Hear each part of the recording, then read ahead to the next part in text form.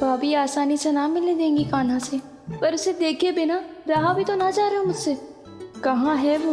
मुझ पे बहुत क्रोध है उन्हें। इतने शीघ्र शांत ना होगा, उन्हें मनाना तो पड़ेगा ताकि मैं नंद भवन में फिर से बिना किसी रोक टोक के आ जा सकूं। पर क्या बोलूं, कैसे मनाऊं उन्हें?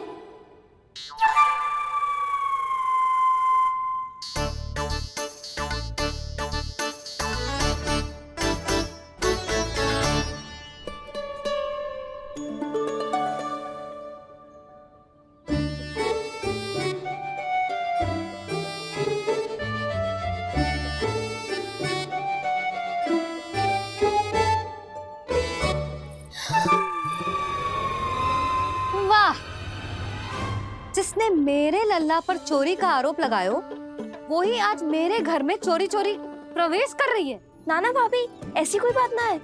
मैं तो बस ये देखने आई थी कि जसोदा भाभी का क्रोध शांत हुआ कि ना?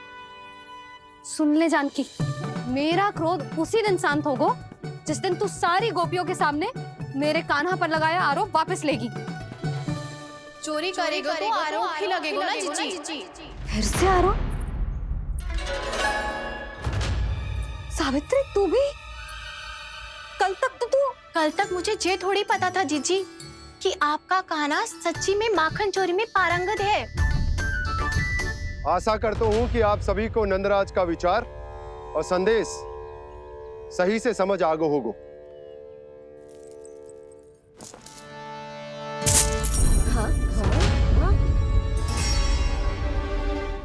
सिक्कों की खनक बता रही है कि पोटली कितनी भारी है। एक ही दिन में कितनों धन पा गई जे। हमें भी इससे अधिक धन अर्जित करना होगा, तभी तो हम अपने उज्जवल का भविष्य उज्जवल कर पाएंगे। पहली बार कछु बुद्धि की बात की है तूने।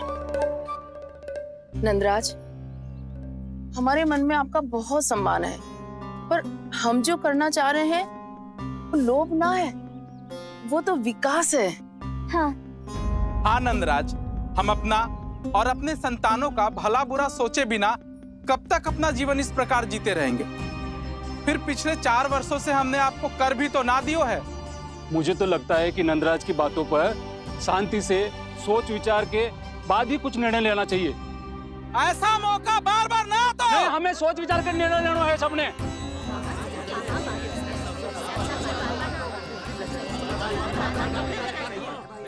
चोरी में पारंगत?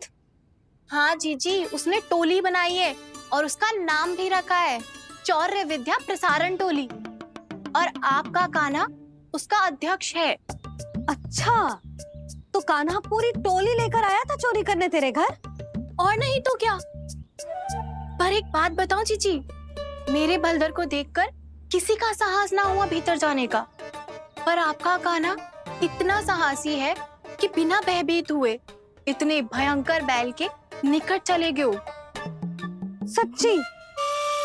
और तेरे रक्षक बैल ने कुछ ना किया उसे? है ना अचरज की बात। क्रोध के स्थान पर वो तो उसके सामने ऐसे झुको जैसे कि प्रणाम कर रहा है। हैं? और जीजी, आपका कान्हा साहसी ही ना, बहुत चतुर भी है। मैंने मटकियां बहुत ऊपर लटकाई थी, पर बताओ कि बिना चौकी के मटकी को नीचे उतारने का उपाय किसने ढूंढा? किसने? आपके चतुर कान्हा ने। उसने अपने सखाओं को पर्वत बनायो और एक पक्के सेनापति की तरह बिना भयभीत हुए उनके ऊपर चढ़ गयो और मटकियां उतारने लगो। और एक ही ना, तीनों की तीनों मटकियां उतार ली। तीनों? हाँ जीजी, और वो इतना दयालु है कि पहले एक मटकी का माखन सब में बांट दियो और फिर बची हुई 2 मटकियों में से एक मटकी अपने सखाओं को दे दी और फिर दूसरी मटकी एक भूखे वानर को दे दी। और फिर जब मैं उसके सामने जाके प्रश्न करने लगी तो उसने मुझे अपने तर्कों के जाल में उलझाया और बड़ी आसानी से सिद्ध कर दिया कि वो तो परोपकार कर रहा था। मैं तो देखती ही रह गई और शब्द तो ऐसे झड़ते हैं मुंह से जैसे कि फूल। रुक जा सावित्री, पहले तू ये निर्णय ले ले कि तू मेरे लल्ला का गुणगान करने आई है कि उसकी निंदा करने। निंदा करने ही आई हूँ जीजी। जानकी सत्य कह रही थी, आपका कान्हा माखन चोर ही है और बलराम के साथ भागा था। अब बलराम क्यों? वो तो साक्षात गरुड़ देव की पीठ पे बैठ के उड़ के आयो है, तभी तो तुझसे बहुत पहले आके यहाँ बैठ गओ ना। आ देख ले, आजा। देखो कैसे बैठ के सब पहरा दे रहे हैं कि कोई पंछी अनाज ना चुगले, और तुम दोनों व्यर्थ में इन सब पर दोष लगा रही हो। कान्हा के निकट जाने का प्रयास भी मत करना। पहले मेरे लल्ला पर आरोप लगाती हो, फिर उससे मिलना भी चाहती हो।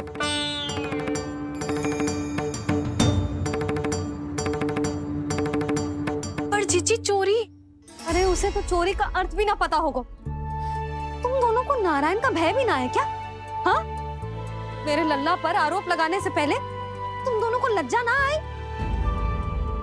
हे नारायण, अब आप ही बताओ मैं क्या करूं। लग तो है किसी की घोर दृष्टि लगी है कि बार बार मेरे लल्ला पर आरोप लगते हैं। किसी की क्या, तुम दोनों की दृष्टि लगी है। या तो तुम दोनों मनगढ़ंत कथाओं को सत्य बताना छोड़ दो, या फिर कृपा करके मेरे घर आना बंद कर दो।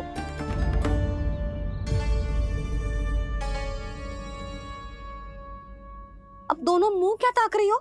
हाँ, जाओ यहां से। और तुम दोनों नंद जी की सभा में क्यों ना गई?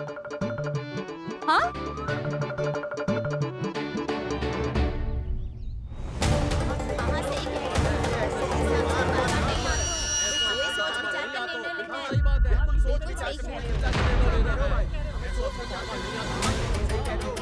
जी कौन? पहले तो कभी ना देखो इसे।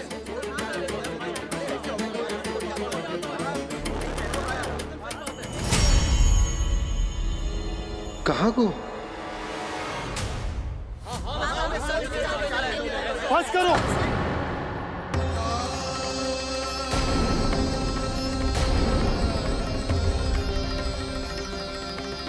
मेरी आंखों के सामने मैं गोकुल में इस तरह फूट पड़ते ना देख सकता। राजा हूं मैं, परंतु आज तक मैंने कोई भी निर्णय आप सब पर ना थोपो और ना ही आज थोपूंगा। मुझे पता है आप सबके पास कल सूर्यास्त तक को समय,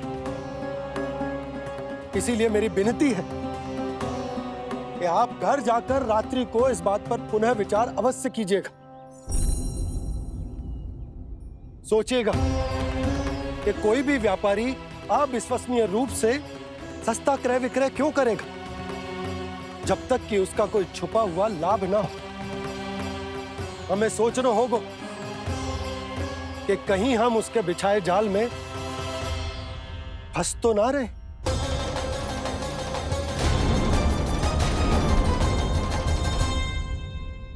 बच गए भैया, जैसे तैसे ही सही, पर समय से पहले पहुंच ही गए हो। सावित्री मौसी तनिक सी बात को इतना बड़ा चढ़ा के बोल रही थी जितना उज्जवल भी ना बोलतो।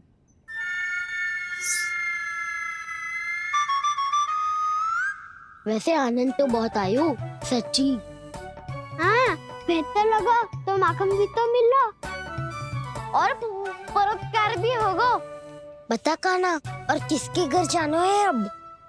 आज ही तो हमें शिक्षा मिली है। इतनी शीघ्र भूल गए तुम सब। लोग के चक्कर में पड़ोगे तो फंसोगे। लोग के चक्कर में पड़ोगे तो फंसोगे।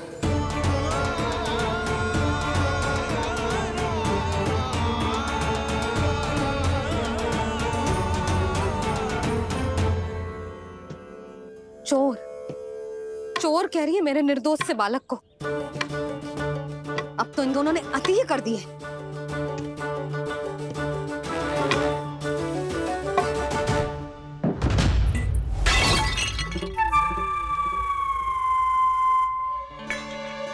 से भी अभी फूटना था।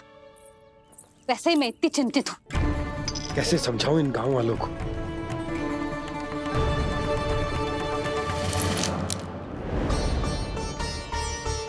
कोई समझने को तैयार ही ना है। लगता है सबकी बुद्धि भ्रष्ट हो गई है। सही कह रही हो यशोदा तुम। मुझे तो लगता है कि सोचना समझना ही छोड़ दिया सबने।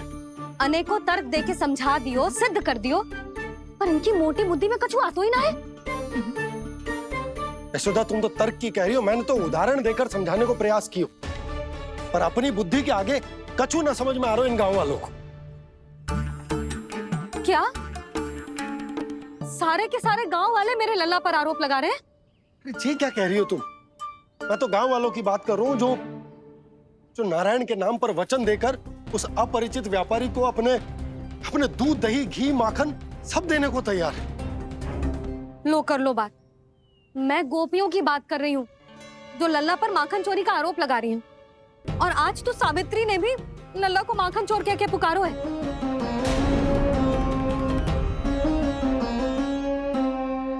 सावधान यशोदा, कहीं बड़ा होकर माखन चोर ना बन जाइए।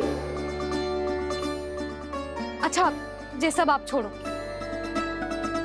स्त्रियों की बात है, मैं संभाल लूंगी। आप ये बताओ सभा में क्या हुआ? गोकुल में फूट पड़ गई यशोदा, लोभ की फूट।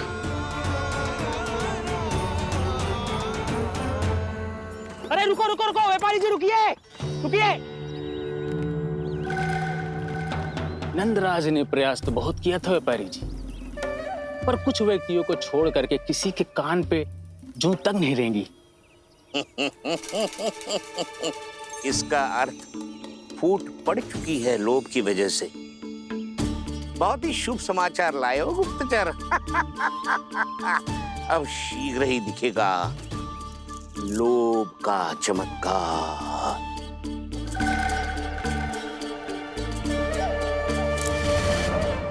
लोभ से बचने को जो पाठ हम कान्हा को पढ़ा रहे थे ना, आज वही पाठ मैं इन गांव वालों को समझाने में असमर्थ रहा। आप चिंता मत करो जी, धीरे धीरे सब ठीक हो जाएगा। तब तक बहुत देर हो जाएगी यशोदा। ये गोकुलवासी मेरे अपने, उन्हें अपनी आंखों के सामने मैं भूल करते ना देख सकता। वो सुलक्षणा, वो उस व्यापारी के प्रभाव में आ गए, और शंकरी मौसी और सुमति भी सुलक्षणा के मार्ग पर ही चल रही। कान खोल के सुन ले बहू, आज से घर में दूध पीनो बंद, दही खानो बंद, और माखन तो बिल्कुल न खानो।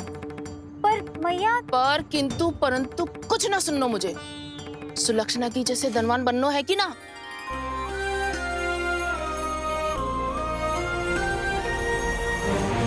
तो फिर जैसा मैं कहती हूँ वैसा कर, तभी तो अधिक से अधिक दूध, दही, माखन बेचकर अधिक से अधिक धन अर्जित कर पाएंगे हम।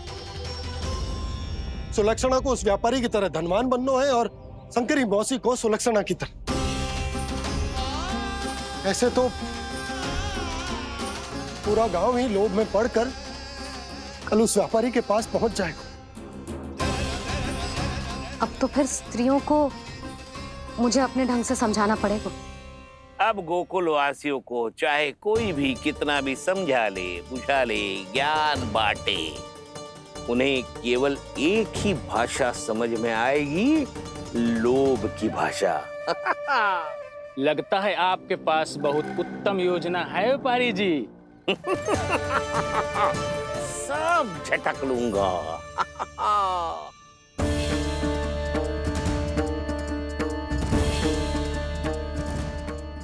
आपको क्या लगता है प्रभु, मैया के समझाने से गोपियाँ समझेंगी?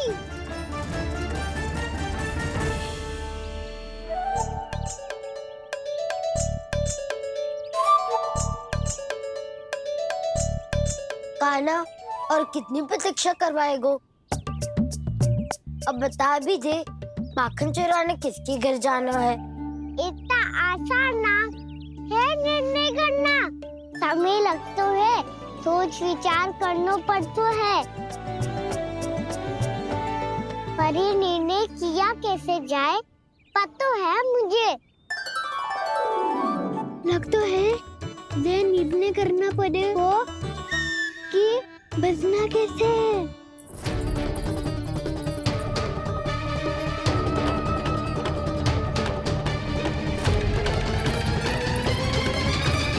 सावित्री मौसी ने हमारे 14 विद्या प्रसारण के बारे में सबको बता दियो क्या?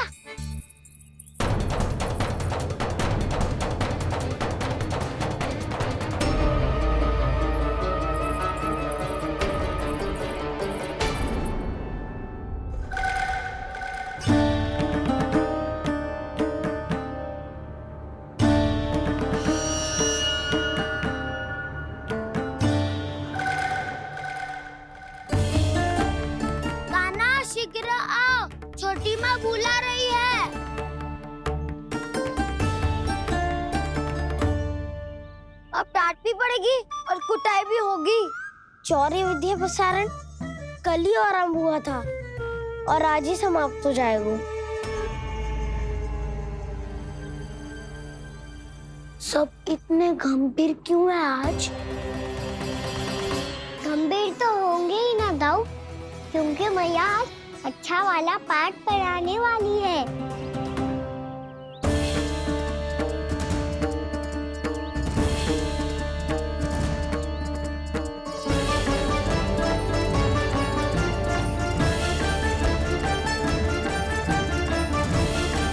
आओ बैठ जाओ।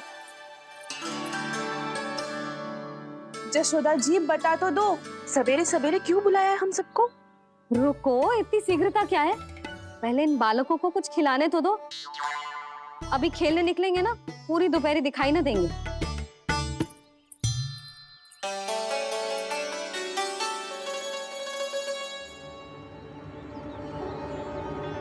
मैया देखो ना कैसे अपने आभूषणों का दिखावा कर रही है जी सुलोचना। चिंता मत कर बहू, शीघ्र ही हम इससे अधिक आभूषण और इससे अधिक उत्तम वस्त्र पहन के घूमेंगे।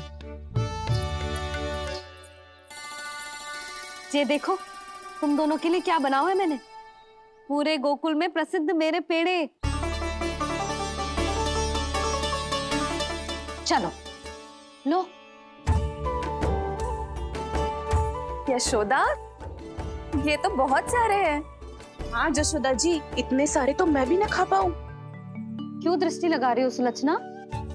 बढ़ती आयु के बालक हैं, खाने दो इन्हें। तुम सब कछु मत सुनना, जी भर के खाओ। देखा ना?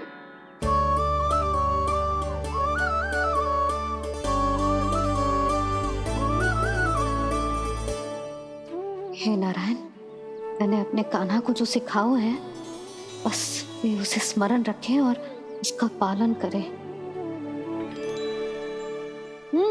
ले और ले ले ले।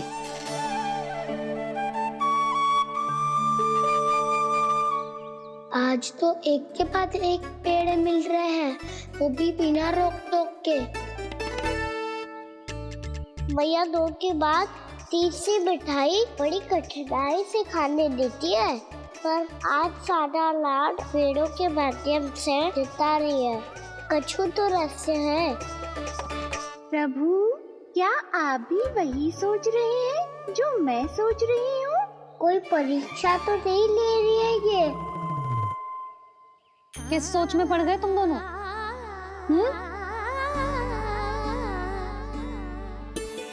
खाओ ना। जब तक पेट और मन दोनों ना भर जाए तब तक खाओ। बस यशोदा, इतना पर्याप्त है। अरे ना जिज्जी, घर के शुद्ध मावा और गुड़ के बने, कितना भी खा ले कोई हानि ना होगी। लो और लो।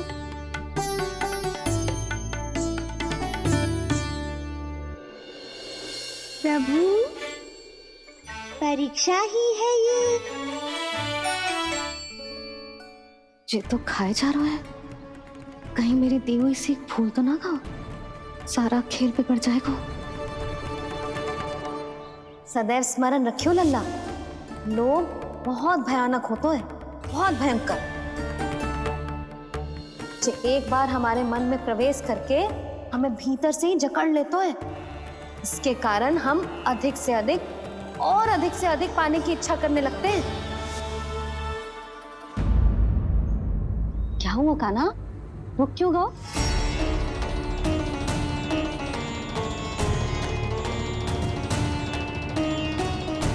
आपने तो सिखाया था मैया, जितनी आवश्यकता हो उतना ही लेना चाहिए, लोभ कभी ना करना चाहिए। बहुत बुरा राक्षस है लोभ।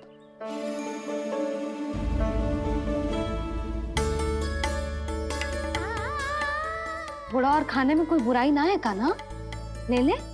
ना मैया, लो मैं अधिक खाऊंगा तो फिर पेट पकड़ के बैठना पड़ेगा।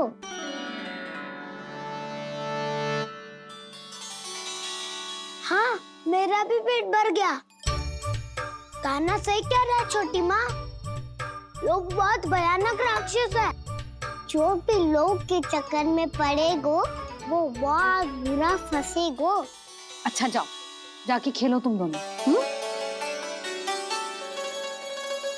मैया, ये पेड़ अपने सखाओं के लिए भी ले जाऊं मैं? हाँ लल्ला, ले जा अवश्य।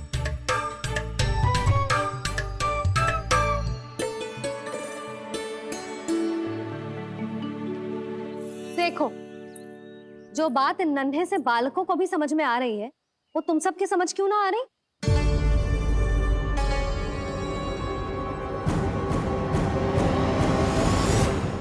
क्या समझाना चाहती हो जशोदा जी? तनिक खुल के बोलो। जब बसंता खाने के बाद भी हलवा खाने का हट करतो है, तो उसे मना क्यों करती है? इसीलिए ना, ताकि स्वाद के लोभ में उसका स्वास्थ्य ना बिगड़ जाए। और उज्जवल, जब भरी दोपहरी में बाहर खेलने का हट करतो है, तो तू उसे मना क्यों करती है?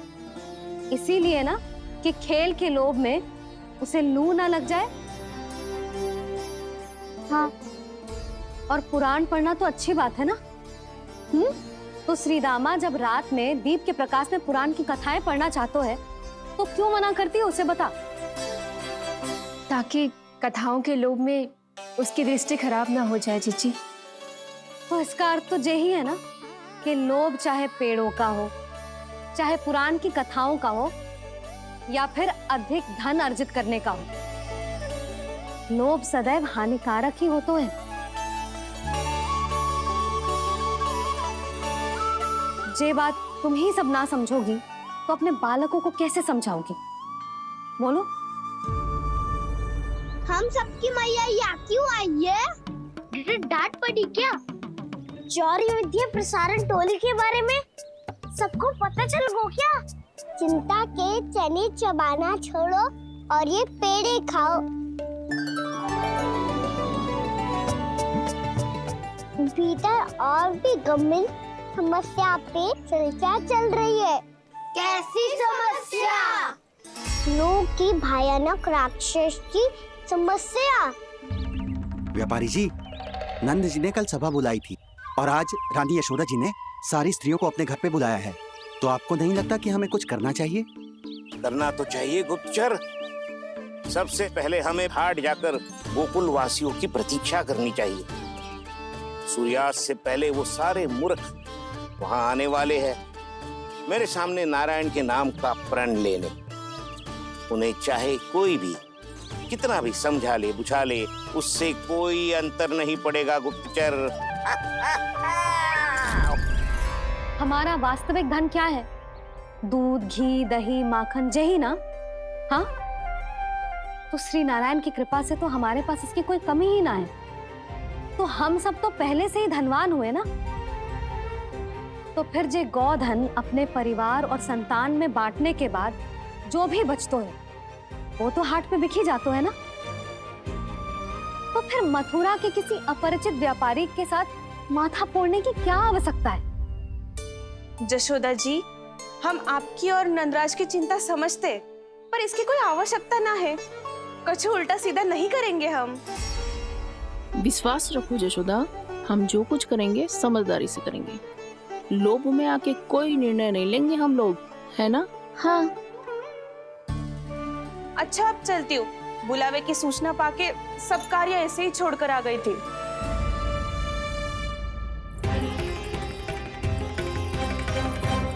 अब किसको घेर लियो? लोभ के भयानक राक्षस ने। ये तो तभी पता चलेगा जब वो सब बाहर आएंगी। तब तो सबको बहुत ध्यान से देखना पड़ेगा।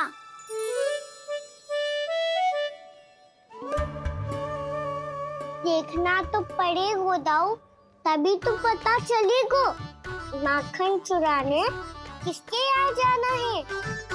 नाना,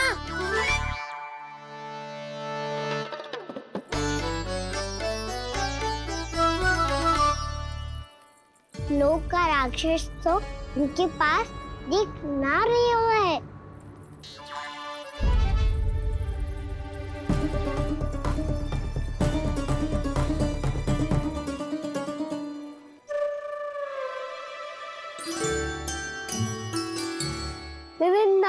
बहुत बहुत धन्यवाद। कान्हा, मेरी मैया को घेर रहे है क्या उस राक्षस ने?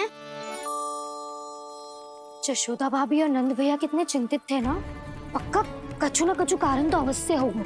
हाँ, मुझे भी सच लग रहा है कि धनवान बनने के चक्कर में मैं तनिक ज्यादा ही लोभ में पड़ गई थी। नहीं, बस गए। और मेरी मैया दादी, उनका क्या गाना?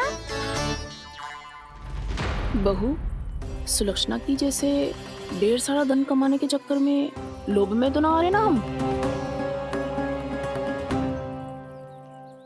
हे नारायण, बहुत कृपा है आपकी। लगता है लोभ का राक्षस किसी को अपनी चपेट में नहीं ले पाया। लेता भी कैसे दाऊ? मेरी मैया ने जो समझायो है। क्या लगता है यशोदा, इन्हें समझ आया होगा? आशा तो यही है, और अब भी ना समझी तो फिर तो नारायण भी ना समझा सकते। सुनो, दोपहरी में हम सब मिलेंगे। दोपहरी में? तो क्या तू तब निश्चित करेगो कि आज किसके यहाँ जाना है माखन? आज कोई माखन चोरी नहीं होगी। क्षमा करना राव, भैया के का समझाने के बाद भी जिसके समझ में कछु ना आई हुई थी उसके घर चोरी तो करनी पड़ेगी आज।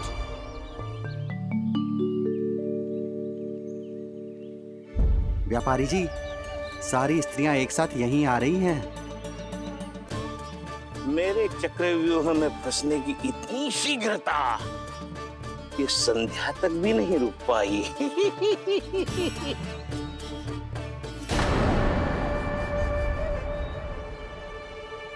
पर ये आपके तरफ ध्यान क्यों नहीं दे रही हैं?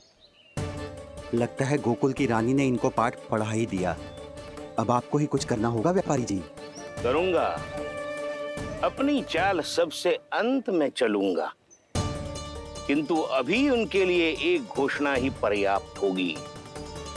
तुमने सबको सूचित तो कर दिया है ना कि सबको अग्रिम धनराशि मिलेगी, वो भी दूध, दही, माखन, घी बेचने के बाद नहीं, वो पहले ही मिला करेगी।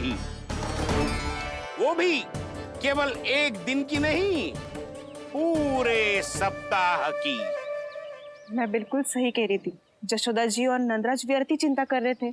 यदि इन व्यापारी जी के मन में कोई मैल होता तो जी अग्रिम धन राशि थोड़ी ना देते। बात तो तुम सही कह रही हो सुलक्षणा।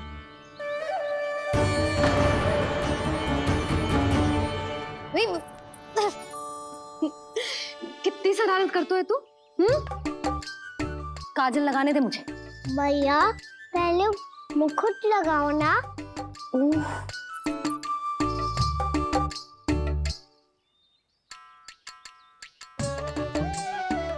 और मेरी मुन्नी? हाँ हाँ, रुक जा। ले, बस होगा प्रसन्न। भैया, मैं ना चाहता मैं ऐसे फिर से भूल जाऊं, नहीं तो कड़ी धूप में इसे लेने वापस लौटना पड़ता है। चल, अब बैठ जा। अब मुझे काजल लगाने दे लेना। भैया, इतना सारा काजल मत लगाओ, छोटा सा बालक लगता हूँ मैं। आहा, नखरे तो देखो। इतना सज धज के तो तेरे बाबा भी ना जाते बाहर, दृष्टि लग जाएगी नल्ला।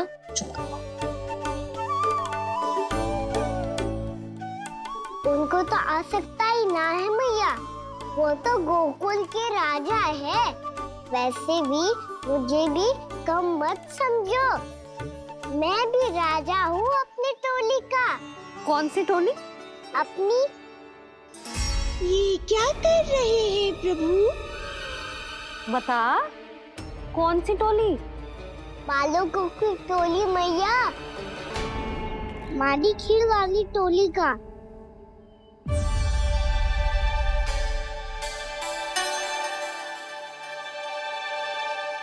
क्या हुआ जी? देखो जी, आप इतनी चिंता मत ही करो।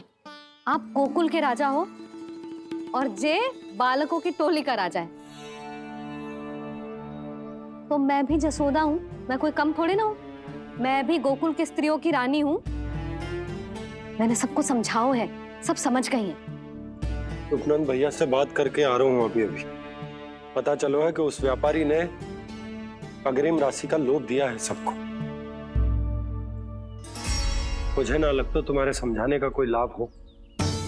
अभी तो ये सब समझ के गई, बोल के भी गई कि अब उस व्यापारी के फेर में ना फंसेंगी। इतनी शीघ्र पलट गई। इन सब में अपनी बुद्धि ना है क्या? जब कोई विकार मन में बस जाता है ना यशोदा, तो सूझबूझ सब समाप्त हो जाती। तो मुझे ही कच्चू करना पड़ेगा। मैया मैं जाऊं?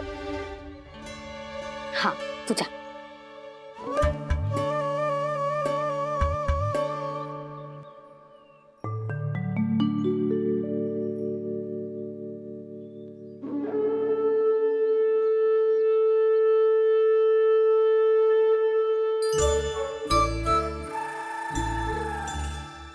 बहुत बड़ी समस्या हो गई है सखाओ। कैसी समस्या? लोभ का भयानक राक्षस कहीं ना गए हो, वो अभी भी यही है। मुझे पता था, और इसका सबसे अधिक प्रभाव तो मेरी मैया और दादी पर ही हुआ है। तुम सच कह रहे हो उज्जवल? हाँ। अरे कछु ना बलदाऊ, जे बड़ बोला तो ऐसे ही बात करते रहेगा बड़ा चढ़ा के। बड़ा चढ़ा के नहीं बोल रहा हूँ मैं। आज से घर पे दूध दही माखन घी सिर्फ एक बार ही मिलेगा। पर क्यों? ताकि अधिक से अधिक दूध दही माखन घी बचाकर उस व्यापारी को 2 गुना मूल्य पे बेचा जाए। इतने से तो काम ना चलेगा। उस सुलक्षणा से, और मैं तो कहूँ सुलक्षणा से ही क्यों, पूरे गोकुल में सबसे अधिक धनवान बनना है तो और माखन जमा करना पड़ेगा। हाँ हाँ मैया, लाओ मैं इसे ऊपर रख देती हूँ। चोरी चुपके से खा तो ना जाएगी ना? तेरी घबराहट बता रही है कि घर से निकलने से पहले तूने थोड़ो माखन तो खाया है। सच्ची बोल। ना ना मैया, मैं क्यों माखन खाऊंगी? मैं भी तेरी मैया हूँ लाली, माप के रखो तो मैंने।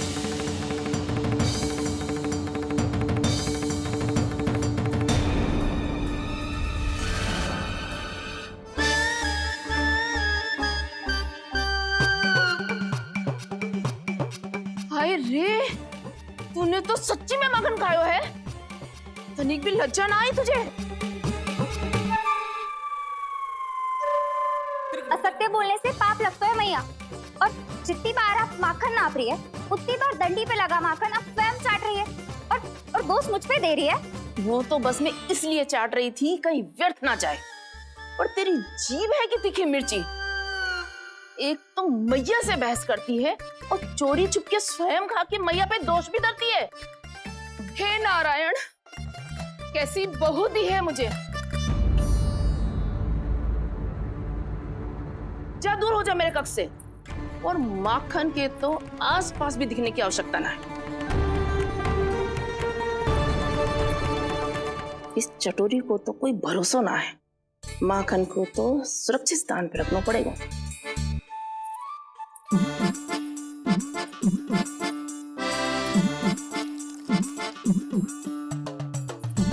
यदि बहू ने अब मटकी उतारने को प्रयास किया तो अचानक पानी गिर जाएगा और घबरा के वो चिल्लाएगी और मुझे पता पड़ जाएगा। मैया,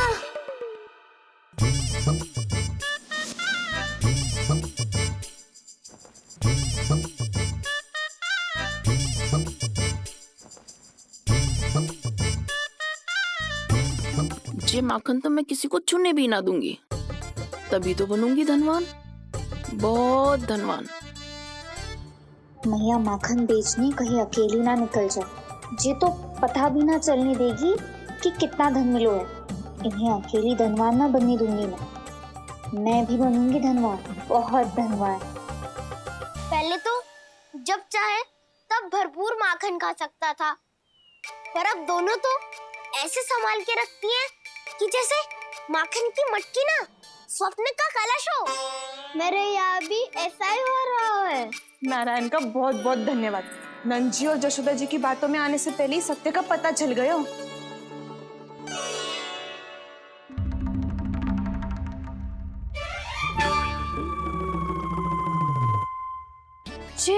इतना सारा माखन? दृष्टि मत लगा। पेट पे पट्टी बांध के रात रात भर भूखा रह के बड़ी कठिनाई से माखन इकट्ठा किया है जे। तो क्या आपने निर्णय ले लियो है कि आप उस व्यापारी को वचन दे दोगी? अरे जब द्वार पे साक्षात लक्ष्मी जी हो तो द्वार बंद ना करते बावली। तू अभी छोटी है। मैं तो कहती हूँ तू भी अपने भविष्य के बारे में अभी से सोचना आरंभ कर दे। कटौती तो मेरे घर पे भी आरंभ हो गई है का ना? वो मैया ने कहा है या दूध चाहिए या दही चाहिए या माखन चाहिए, जो भी चाहिए एक ही बार मिलेगा।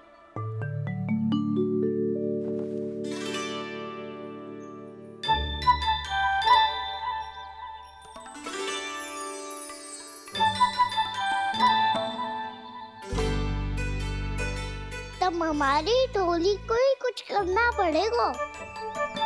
तुम सबको तुम्हारा अधिकार मिले, ये हमारा कर्तव्य है।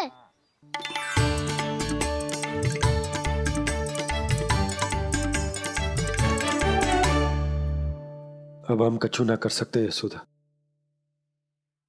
यदि अब मैंने उन्हें रोको तो उन्हें लगेगा कि मैं उनसे उनकी उन्नति का अधिकार छीन लूं। दूध दही माखन पे सबसे पहला अधिकार बछड़ों का होता है, फिर घर के बालकों का, और ये अधिकार हमें दिलाना चाहिए, है ना दाऊ? मैं सब समझता हूँ कान्हा। तुम मुझसे इसलिए पूछ रहे हो ताकि तुम माखन चोरी की योजना बना सको, पर मैं तुम्हारा समर्थन नहीं करूँगा। पर दाऊ ना, पिछली बार तुमने ही कहा था ना कि हम ये चोरी केवल वानर महाराज की सहायता के लिए कर रहे हैं। लो, वानर महाराज भी आ गए हमारा साथ देने। आज कोई किसी का साथ नहीं देगा।